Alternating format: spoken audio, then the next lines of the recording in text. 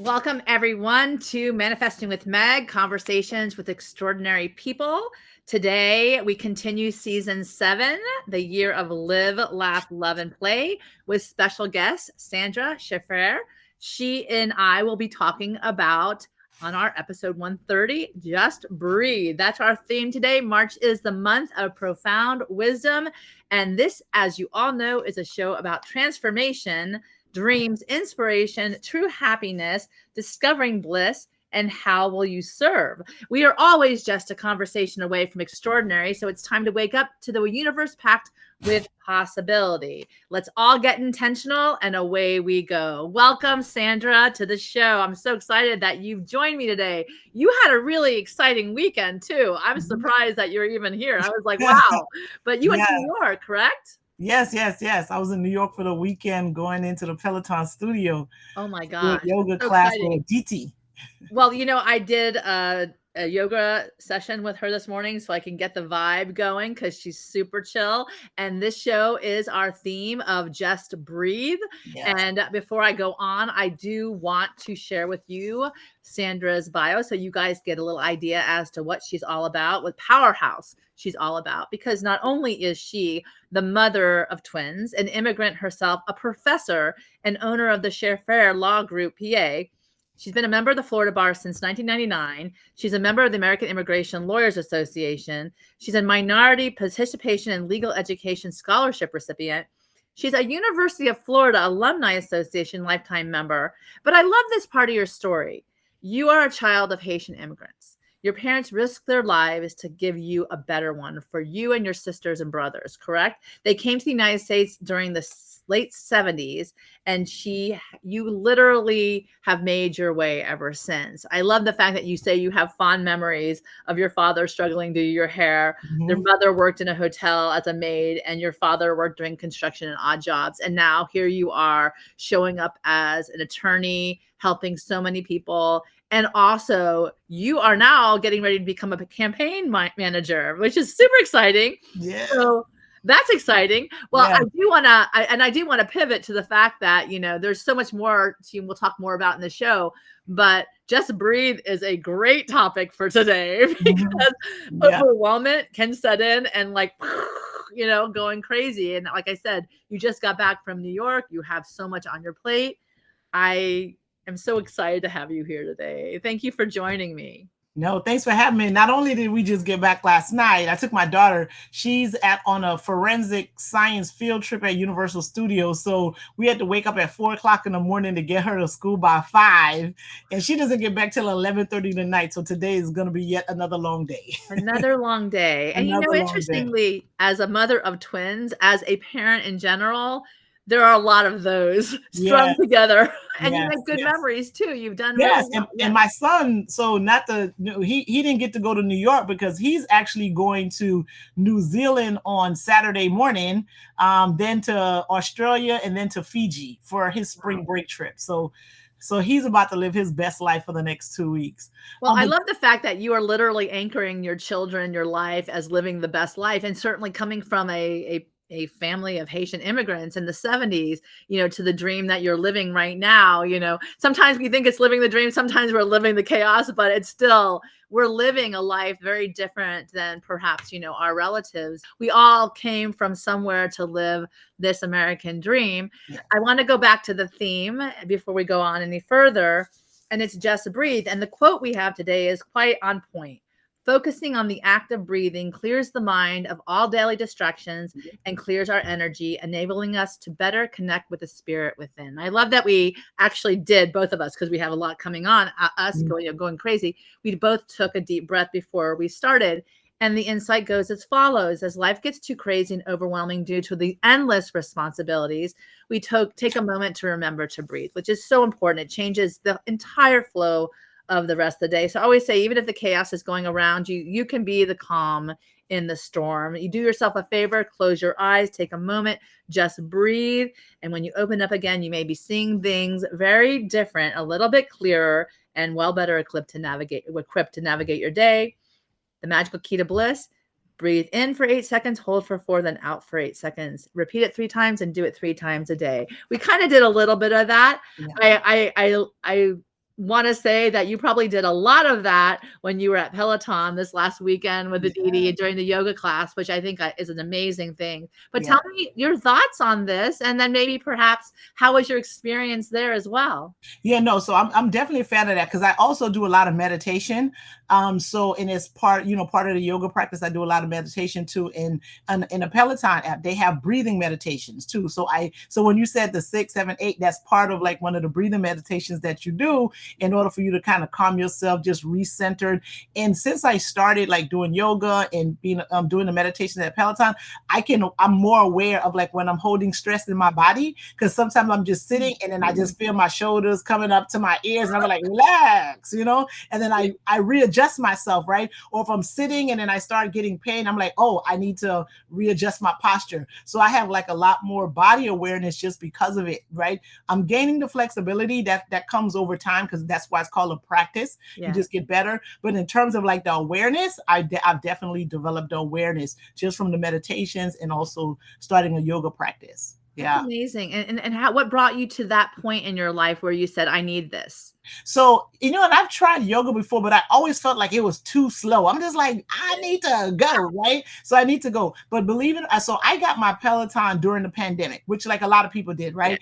And even though most people got it during the pandemic because they couldn't go to the gym, I actually never liked going to the gym, even though I've probably had every gym membership you could think of. I had a membership at like Lady of America. Remember the all-female Oh, lady yeah. gym from like that long ago? Yeah. I've had gym memberships since then and have always had one, right? We have one with the Y, we have one with LA Fitness. So I've always had one. And I just like, I would go and I'd be like, ugh. So I never realized that. It's just that I don't like going to the gym. But during during the pandemic, sitting around, started gaining weight. And then I was afraid of getting COVID and having the weight on. So I have to shout out Laura Kelly. You know who she is. She's the Yeah. president of ILA at this moment. So she was, she always used to post her workouts and her runs and her rides. And I'm like, how do you ride 100 miles? And what do you do? She's like, well, I have a Peloton.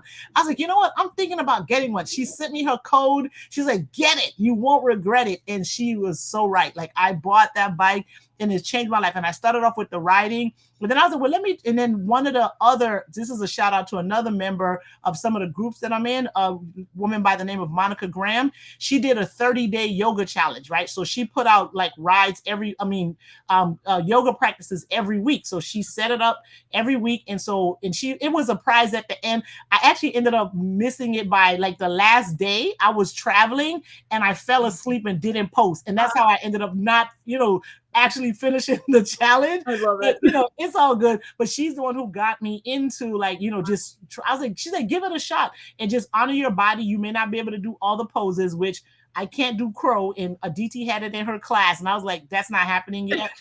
Those are hashtag goals, just not today. So I started off with the challenge that Monica Graham had posted, and then I've just been doing it ever since. And the meditation, like, so now I got into that in a weird way. So I wanted to also just find 5 minutes, right? Because we always act like, I don't have any time. I don't have any time. But again, with the pandemic, where we had to sit all day, we realized that we had a lot more time than we thought, right? We just needed to figure out what's important to us. So I started since I realized, I was like, well, I can sit. So I sit and I started the meditation. But then, with Peloton, you have these streaks, right? These daily streaks. Yeah. Blue dot, right?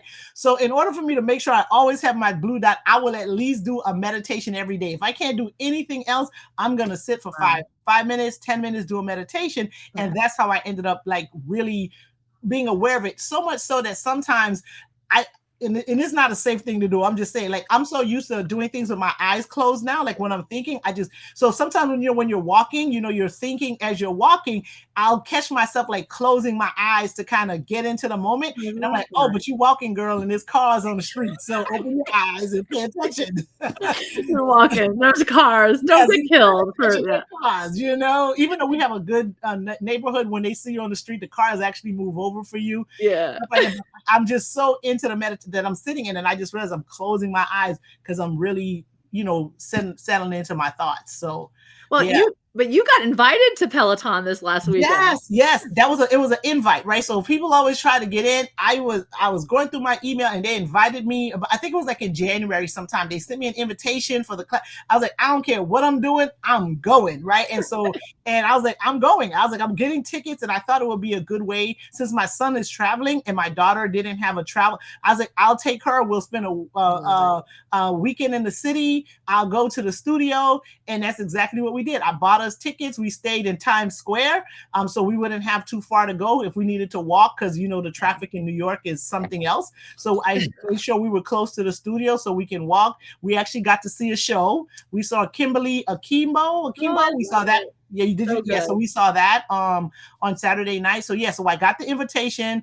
You have to pay like a $35 to reserve the spot, and so I reserved it. And I was like, I don't care if it costs what it's gonna cost for me to get there, but I'm getting there. So we absolutely we got to go, and it was I have no regrets. I have no regrets about taking the time to do that. Can I just say that, you know, these opportunities show up, and when they show up, it's like, you gotta say yes. It's like, I think that the universe gives us more wonderful things to count our blessings by when we say yes to those that show up, right? So the fact of the matter that you actually said yes and you made it happen, and the experiences that you're going to have with your daughter, I mean, the memories, for life, are just, I think, so profound. Can I tell you like some crazy stuff that happened? Yeah. So things happened to me, right? So I had my daughter's bag. You know, when you have kids, even though they have hands, all of a sudden the parent has to carry everything, right? And I'm not even gonna say the parent, the mom ends up with everything, right? Everything. So I end up with all of these bags. So I have a Peloton, you know, it's the one that go around the waist, but I kind of wear it across my shoulder. And so I woke up that morning, I'm like, where's the bag, right? Can't find the bag. Mind you, my daughter's passport's in there, my ID's in there, all the car keys, all the credit card, all the money, everything is in this bag, and I can't find it. But I knew I had it on the plane, so I was like, I must have left it on the plane. But luckily, I figured out that morning. I realized it was lost that morning, not that night, because then I would have not been able to sleep. But I was like, you know what? I'm going to the studio, and we're gonna have to figure this bag stuff out later. I just hope they let me in since I don't have any ID, right? Because I don't have any ID. Because you have to show ID. So I get it. I was like, well, so ma'am, I kind of lost my bag. I think it's at the airport, because I did lost and found. You know, I think it's at the airport. As long as you have a picture. But you know, as the practitioner, you know, when we have to see clients in jail, they make us send them our driver's license with our bar card and all that stuff. So I had a picture of my license and my bar card in my phone. Showed it to her. She said, "Okay, go in." And so after that, so then like now I have to go spend $100 to get back to the airport to see if my bag's in lost and found. As I walk out the studio, my daughter and I, we actually, she's like, my daughter's like, I need to have breakfast before we go to this airport. So I'm like, you're dying. You ain't got no passport. I don't have no driver's license. We don't know how we gonna go home tomorrow, but you need to have your breakfast, right? She said, I've checked out cafes near me. Right. So she went on, she found cafes near her. She found a New York bagel place that she wanted to go to. And so we had to go get this girl bagel at the New York bagel place before I can go figure out how we get back home tomorrow. See, like the universe is on our side, right? So the Lyft driver texts me, did you lose a black bag? And I was like, so that's awesome. I left it in the Lyft. He's like, okay, I'll let you know when I'm in the area and I'll return it. But the interesting part of all of that was that even when the bag was lost, I wanted to be more stressed out, but for whatever reason, I wasn't. Like, I just was like, and I think it was because I was like, I'm about to go do some yoga and Peloton. I'm not going to go ruin my mood that I don't get to go do this yoga class, right? And it just, for some reason, it just kept me calm, right? And so when he called, I was like, thank you so much.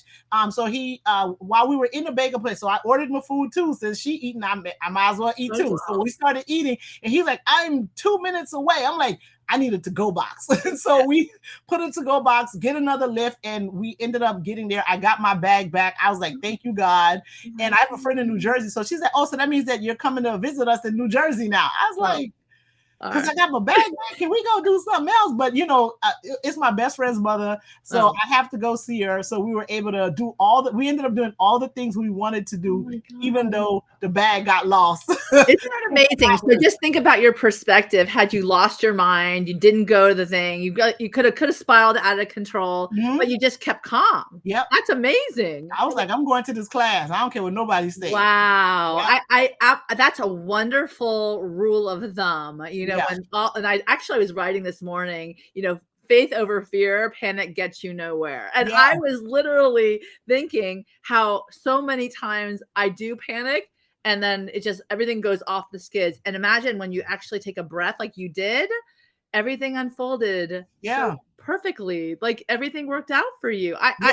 And I That's didn't know it was going to powerful. work out, but I just knew that if it was at the airport, it was still going to be there 2, 3, 4 hours later because they've already put it in lost and found because the plane is gone. Yeah. So I was like, that part's not going to change. So, and I And your doubt if she daughter wanted, needed breakfast. I love right? it.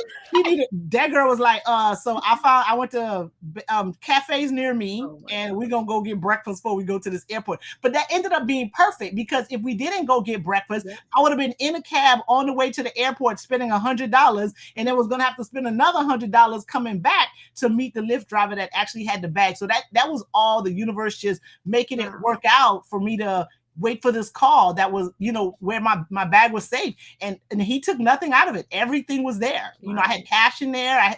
Everything was there. Wow. And the other thing I didn't say was like, I was going to cancel my cards, right? And usually, well, I wasn't going to cancel them. You know how the card, the bank allows you to pause it. Yeah. And when I went online to do that, there was no option to pause it. I had to, you say it was lost. And I was like, well, I don't want to do that yet because then that's going to cause all kind of problems if I find it later. Yeah. And I didn't do it. And it all just it just worked out. I'm just like, God's amazing, So Some people call them God winks, right? These God winks in life. And, it's interesting because I always ask people about what guides them, what inspires them. Amazing inspirational quotes. And the first one we have is everything in me rooted in justice. And I love that we're starting out with this because at the end of the day, that really is fundamental to the who you are that I know. So tell me a little bit about this. Everything in me rooted in justice is actually a combination of 2 quotes that I added. And that's actually a picture from my vision board, right? Get to your party this year. I'm so sorry. I really wish I was there. But because of you last year, remember I was at your house for the vision board last year? Of course. I tell you, so much of what I manifested on that board came out in some way or another. And there were some things that could have happened, but just a little bit of my planning made them not happen. But just the fact that it was so close to being a reality was just incredible. So even though I didn't make it to I was waiting for your event because I know you usually do it around the King holiday. And I'm like, I don't know what happened. I don't know how I missed the invitation, but I'm going to do it myself. So I made sure I got all my glitter tools and MVPs on my board, like you said, and all the areas that you said to make sure you cover. I did that, right? So I got different magazines. And so everything in me is actually on my picture and the rooted in justice is right below it. So when I saw that, when you told me to send you the quote, I was like, I need to include both of those because everything in me, I believe, is rooted in justice. No, right? I love that. I think that's amazing to have that kind of awareness and also put it on your board to be a reminder that every day as you go about whatever it is that you're doing, there's something that anchors you. And I think that that's really something beautiful, especially in the fact that you are a lawyer and you show up that way trying to seek justice for your clients. Sometimes it might not be what they seem to think, but yet at the same time, it's something that's very, the fairness, all those wonderful egalitarian notions of how we all show up in this world as humans, human, that's for sure. Yeah, that's important too. Cause even and the rooted in justice part, because, and then when you talked about fairness, because, and I'm so in it that sometimes clients are not happy with the result, right? They're not happy with it because that's not what they wanted. But what happened was fair, right? Like, you know what I mean? So it's always, so that part of it is interesting. So that's why sometimes I'm like, I know it's all about, for me, what is it's not always what's right, but what's kind of the closest thing we can get to right and the closest thing that we can get to fair is what I think the outcome should be, even if it's not what the client think is the right thing or the fair thing to have happen. At the end of the day, I'm comfortable with the outcome if it's fair and I think just. Your next one is won't back down. Tell me a little bit about this. So because you know how everything in you is rooted in justice, you're not gonna back down from it, right? Like you're like, no, this is what this is the right thing to do. Yeah. This is the right income, so you can't back down for what it is that you believe is the right thing to do, no matter, and sometimes there's a lot of discomfort in that, right? Not only is there some discomfort that can be lost, like you can lose out on some things because you won't back down from what it is that you believe is fair, is the just thing to do. So I'm like, you can't be rooted in justice and then back down from it. So my mother's a real MVP in all of our stories. Wow. And so I'm thinking, has to be because I went to college. And one time my mom had something happen to her at work, because I told you she worked at a hotel, and someone did or said something to her. And then my mom said something like, yeah, these people, they're out here standing on your neck and then trying to act like they ain't doing anything. And I'm like, when did my mama learn about Malcolm X, right? Because when I heard about standing on your neck, it was from reading like the autobiography of Malcolm X, I think. Yeah. I hope I'm not misquoting, but I think that's where I remembered hearing that from. And I'm like, my mother didn't read that, so what she know about standing on people's neck, right?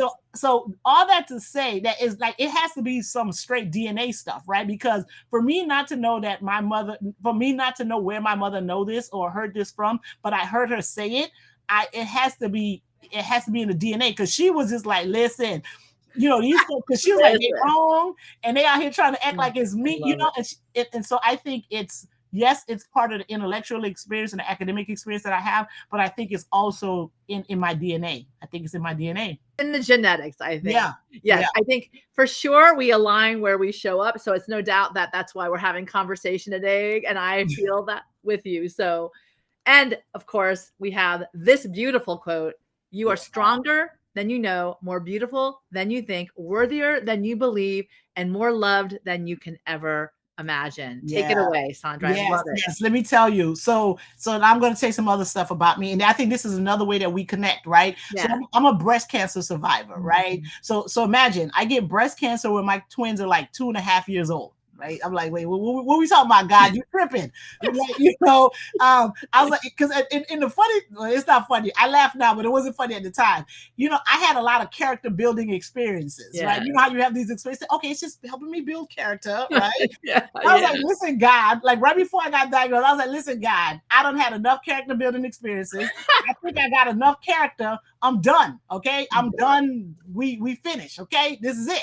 Yeah. And the next thing I know, I'm like diagnosed stage 3 breast cancer, triple negative.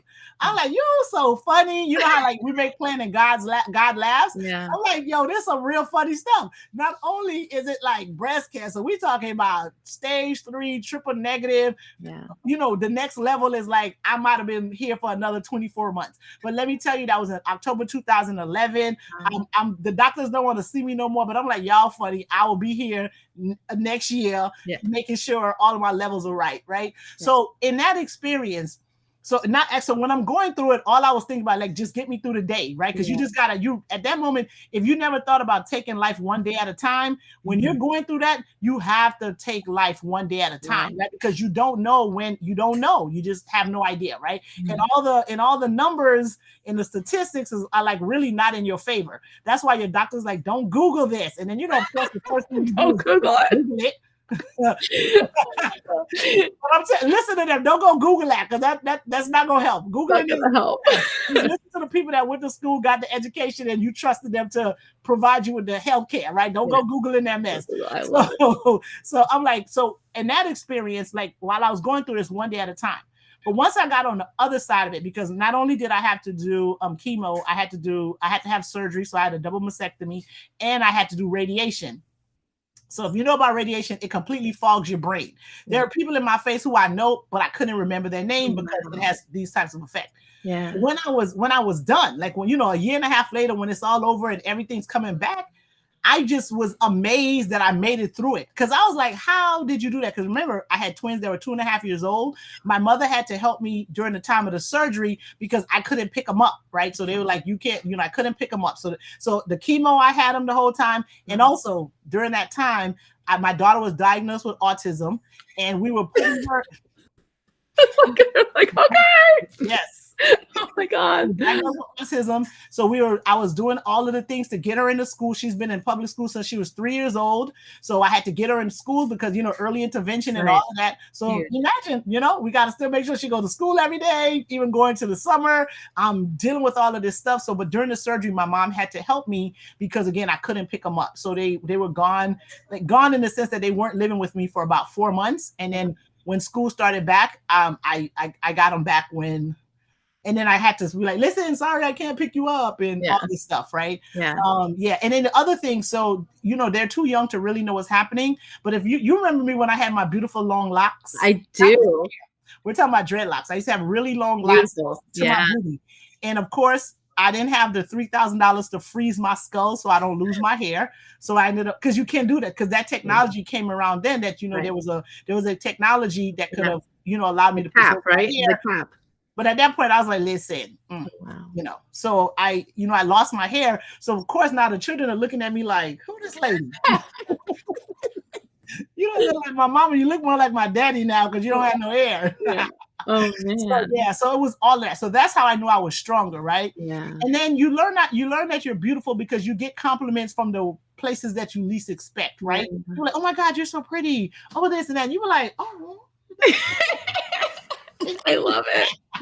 So it's that, right? And of course, you're worthy because you realize that you're having impact, right? You have an impact on folks. You're helping, you're doing things, and people like from 10, 15, 20 years ago come back and tell you thank you. So I had a friend of mine who they came to visit me. They have like a son and twin girls, right? They came to visit me. And then all of a sudden I found out that the son ended up coming to school in Miami. And the dad told me like, oh, he went to school there because of you. Right. Oh, wow. And so you never know, like just the little things that you do. All they did was they came to visit. I let them stay at my house, and whatever. And then all of a sudden he said, yeah, he kept saying that he was going to college in Miami. He came to college in Miami. Eventually, Miami's tough. It's expensive and everything like that. Yeah. So he moved back. But the fact that, like I had an impact that I didn't even realize. Right. Yeah. And so he came to school there. Right. And then in terms of being loved, oh my God. So that will connect to the homeless project, the unhoused project that I do. I mean, I people know I'm not too proud to beg for a good cause. So I just call people like, listen, I need you to give me some money so I could buy some stuff and do some things, right? Well, I want to show everybody these beautiful photos of what you do because it's so impactful. And here you are with the team. You get people to come outside and do this with you. Yeah. And then here you are with all the supplies you get. And then, of course, you helping the He's the one that started it. I added that picture because that gentleman right there. So I used to, I did an event with Sis. That Sisters in Spirit. Denise Lane is the one who started the whole thing. And so during the pandemic, like that December, she does her Love Fest. Like every December, she does this thing called Love Fest. So we're at Love Fest, we're doing this distribution. And that man right there was like, do you have any detergent? And I'm like, what? He said, do you have any detergent so I can wash my clothes? And I have to tell you, right? Like I never thought that a person that was on the street would need detergent to wash their clothes. Don't ask me why I didn't think that, but it just never crossed my mind. And I was like, that's what you need? He's like, yes. I was like, okay. I was like, I'll bring it back to you and I'll bring it like around Christmas time. Yeah. One of the things is like, especially with the unhoused population, you never know if they're going to be in the same spot because they end up having to move around a lot. But I was like, give me until about Christmas. I'm going to do a distribution. I'll come back and I'll distribute it. And I knew a person, a friend of mine had just introduced me there's a Black-owned detergent company called True. I'm giving them a shout out because that's where I originally started. I'm not with them anymore just because it's so expensive. Yeah. And I can buy so much more if I just get some other brands. So, but I did it for a few months with them. So I wanted to make that connection. I was like, I could support this company, give him the detergent that he's looking for.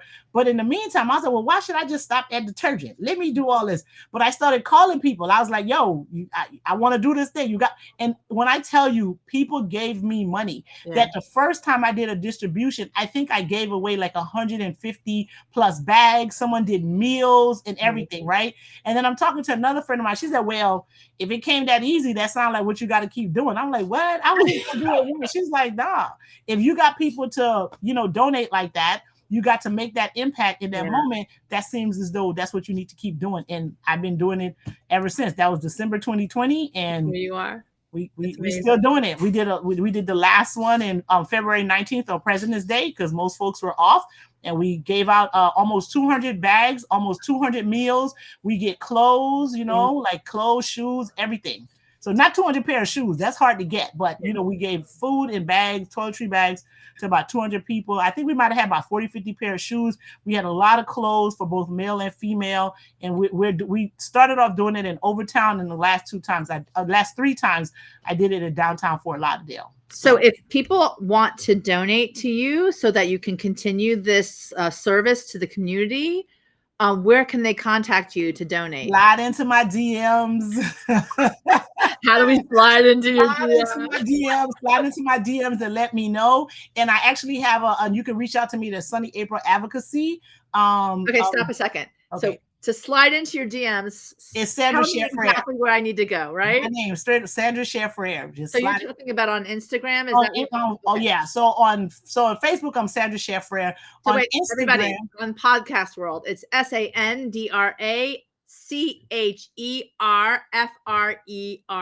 Okay, so that's her name. You can go onto Facebook and contact her there. At Instagram, is it different as well? It's Sunny Aprille 50. So it's SUNNY APRIL 50 on Instagram. So just contact you, reach out to those different places and just talk to you. So if you have like gently used clothes, don't give me no crazy stuff. But even if you do, I still make use of it because, you know, now we have where you can distribute material. You can donate like just fabrics. So there are these drop-off containers in our area that even if you have something with stain, any kind of material, it's all recycled and repurposed. So that's SUNNY APRILLE. Okay. Advocacy. And Aprille is actually, that spelling is my best friend. She passed away in 2017 from lupus, and so that's her middle name. So Sunny. Okay, so these, you know, you always find things. So when I got sick, I felt like changing my name, right? Like and my mom always called me Sunny, so I changed my name to Sunny, right? And then you know Frida Goldstein, right? Yeah.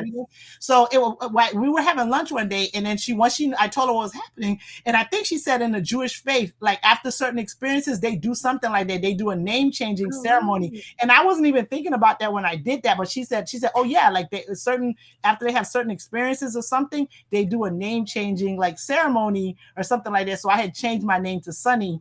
And then I went back to my name because, you know, but still people who remember me when I was Sunny on Facebook. I remember. I had no idea. Yeah, so I changed my name to Sunny. And then I was like, you know what? Let me just go back to Sandra. And so I went back to my name. But I was Sunny on Facebook for a very, very long time. You know, so we talk about intention, and you're talking about that right now, and that you get really super intentional. And today, you know, obviously is your day with the Magical Guide to Bliss. And I always say, what is your intention today for the show?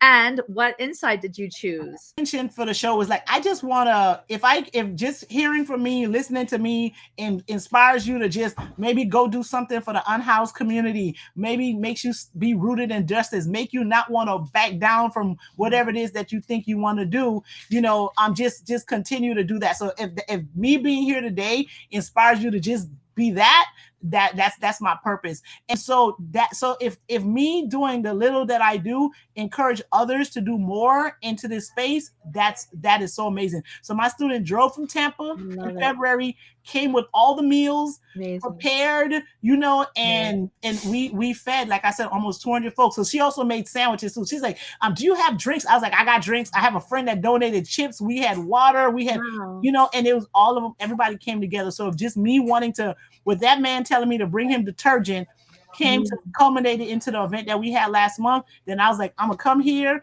and maybe I'll inspire somebody else to just do something in their community, because it may start off small and you never know how your one thing can make such a big difference in someone else's life. So what insight did you pick in the Magical Guide to Bliss? So I ended up picking about the energy of affection, right? Ooh. That's what my page was on. And then so the quote was like, we can live without religion and meditation, but we cannot survive without human affection. Wow. And that is so true. So true. And today, two things. You're studying to be a campaign manager. Yes, I am. Tell me a little bit about that. So that's that part of me, like being like that rooted in justice, that don't want to back down from like what we see our political climate is like. And so so I worked on a campaign in 2022. I worked on a campaign. Some of the things I like, some of it I didn't like, right? And then you never know how much you know, because it was like the first time I did it. And I was part of a team. So I wasn't like running the campaign or anything. I was just one of the, I was just some of the help on the team, right? But I got to see a lot what was going on. And I, because you're not, you don't have the credentials, so they think. Your input doesn't matter. So one of the things I was like, okay, because I do understand this well enough, because I understand people, right? We're attorneys. We deal with all kind of folks, and you end up getting a sense of people just because just by the nature of your work, you're going to interact with more people than the average person, for one thing, right? And then because of the kind of work I was doing, I'm going to meet people a lot of times on their worst day. I'm going to meet like them on like probably the worst part of what they ever did. Sometimes their worst day, not their best moment. So you get to learn a lot about folks just from that, right? So I was like, I might not know your campaign speak, but trust me, I deal with all kind of folks. And so I understand people maybe a little bit more than the average person. So because I want to be able to not only, because I have the experience, I want to have the credentials behind me. I applied for a program called Emerge. Kamala Harris was one of the driving forces in them even creating that program. One of the senators from the reps from New York, the state of Illinois, Kirsten Gillibrand went through that program. Not Lori Lightfoot. She's the Illinois. I can't think of her name, from Illinois. I can't think of her name, but a lot of great women who've been elected have gone through this program. So, typically they want you to go in and be a candidate, but I don't necessarily know if that will be my best space. I mean, if the best thing for me to be a candidate is what is that, I think it'll be better for me to be a campaign manager, because I can help more than just me, several candidates get elected. And that's what I want to do, because I love America, right? Like I wasn't born here, but I've been here since I was like 5 years old. So, I consider myself like, this is a great place. My parents made all kinds of sacrifices for us to come here. We're fully invested in this country, and it's going in a direction that it doesn't need to go in. From what I'm saying, it doesn't need to be here. But so we can have candidates, right? We can find folks who can go in and truly do the people's work, not just that they want to be reelected to get all the perks so they can say this and all of this stuff, right? So that's kind of, I want to be part of shifting the political climate that we're in right now. And I think my best way to do that is to become like a campaign manager. Like I think all of that is important, and I'll be more effective if I can get more folks in different spaces, and then we can shift the climate of what's happening right now in American politics sooner rather than later. So the program that you're graduating from is Emerge, EMERGE. Yes, Emerge. And I have to fundraise my tuition. So if y'all want to donate, that link's on my Facebook page. There you go. At Sandra Cherfrere. I think between Emerge and the campaign school, and I did Women on the Run already. So between those things, I should have the credentials. So people can trust me in managing their campaigns and getting them elected. That's amazing. And wow, is absolutely so exciting. I think that back to the fact that you say you won't back down. We won't back down when justice is at hand. And we know in our gut that, one way is right and another is not. We are taught virtues. We're taught, and hopefully in our educational experience, they set up in the humanities the examples of the past so that we learn from it and we don't repeat the bad stuff, so we can move forward embracing the good stuff. So, as we come to the end of this interview, I would love for you to give us your inspiration for everyone today as they go out and about their day.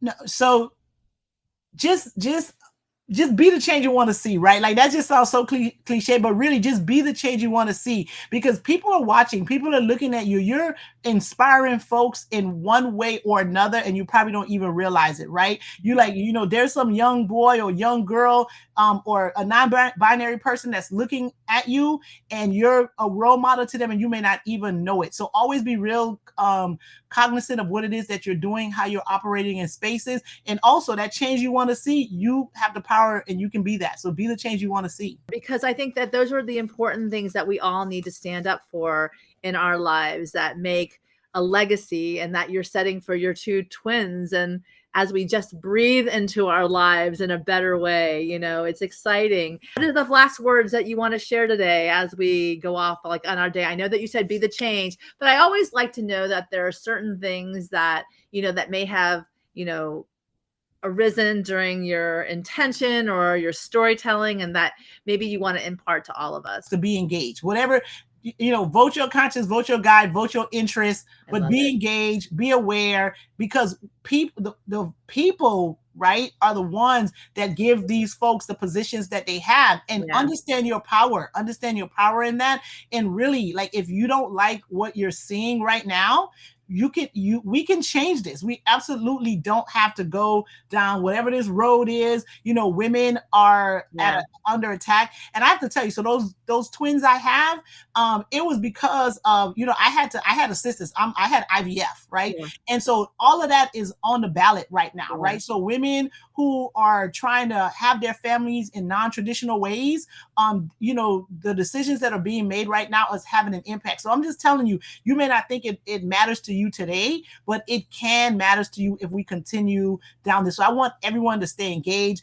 You know, and since this is the Women's History Month, you know, women's reproductive rights are on the ballot. These are decisions that we should be able to make for ourselves, but that, you know, other folks want to take that from us, and we shouldn't stand for it at all. And I didn't want to end on that, but I'm like, I need to end on that, because that is, you know, it's crazy talk what's happening right now. I hear what you're saying. And I think that it's important when you actually, you know, speak your truth and show up in that regard. You are blessed with two beautiful kids because of that experience, the technology and science that came to fruition to help you. You're a survivor of breast cancer because of the technology and the medical know-how that's available now that wasn't available, you know, long ago, that saved your life so that you can be here and advocate for other people. So I love that point, to your point, that you're cognizant, show up, engaged, and vote your conscience. And then, you know, how you move forward, at least you know that you're a part of this world. And I want to end with what you've shared with us, because I think it's really important, because when people know who they are and know how beautiful and strong and worthy, especially women, International Month of Women this month, you know, then the world becomes what we all imagine it to be, and we manifest our dreams together. And I'm so happy you are still here with us.